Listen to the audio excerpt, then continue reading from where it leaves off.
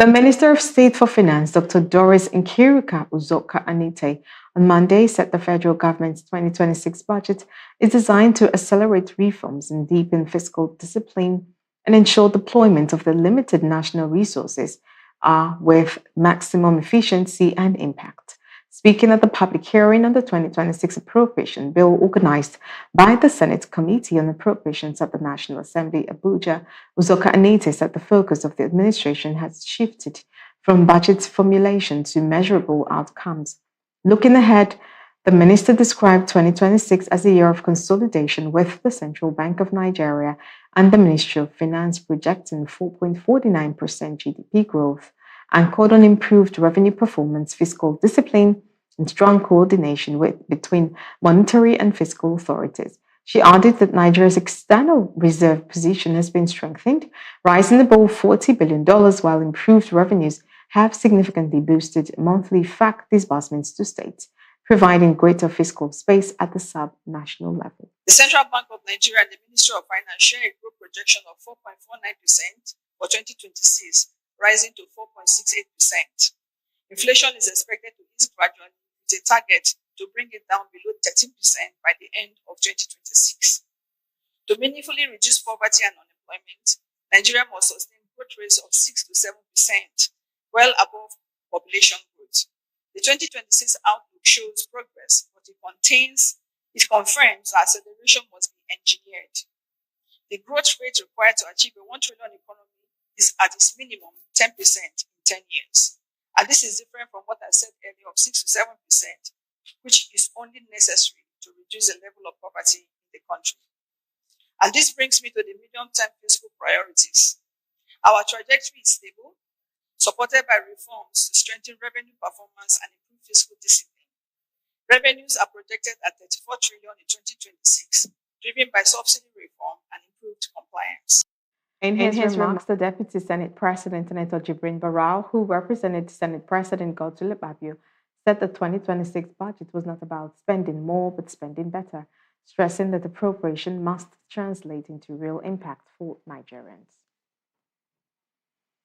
Keynes once observed, the difficulty lies not so much in developing new ideas as in escaping from old ones. Our task, therefore, is not simply to spend more, but to spend better. Not merely to allocate funds, but to convert budgets into outcomes and appropriations into impact.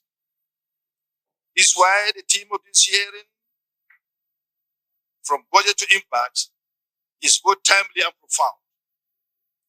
Fiscal discipline, tax reforms, macroeconomic stability, infrastructure delivery, and effective implementation are not isolated objectives.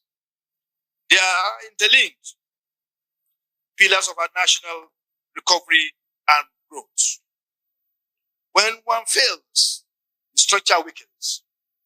When all are aligned, the nation advances.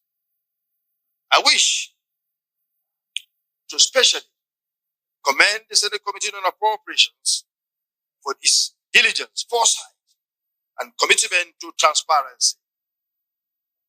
By opening this process to public scrutiny and expert engagement, the committee affirms a core democratic principle that budgeting in a democracy is not done for the people alone, but with the people.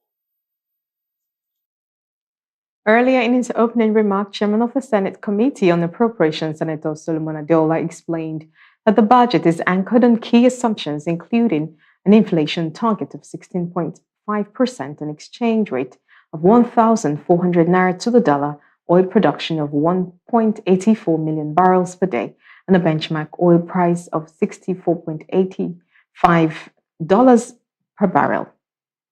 President reform are now evident. Inflation has eased to about 15%. Foreign reserve exceed $42 billion.